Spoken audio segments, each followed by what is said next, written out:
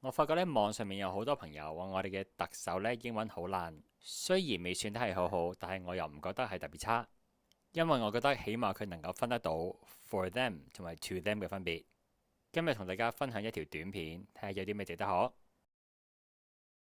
And of course, I will try my best to further convince whoever who disagree with me. 喺頭先嗰段呢，有一個位比較尷尬，就係嗰個 who 再答 whoever disagree 呢一個位。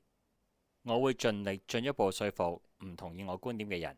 我哋可以話 I will try my best to further convince those who disagree with me。以下呢一個係我覺得值得學嘅句子結構。I will try my best to 加一個基本形態動詞，代表我會盡力去做一樣嘢。I will try my best to be on time。I will try my best not to be late。Because it is my duty to let people understand what I can do to them. 以下呢一句表達呢，就完全正確啦。It is my duty to let people understand what I can do to them。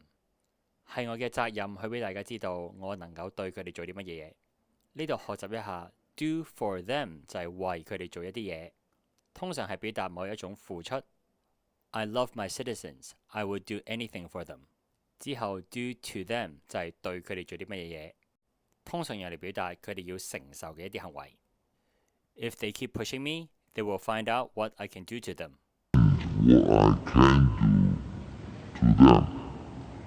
考下大家，我會為我嘅孩子做任何事情。英文可以點樣表達呢？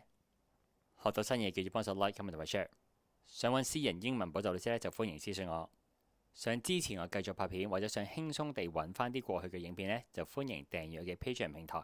咁每逢星期四呢，都會有會員專屬嘅影片嘅。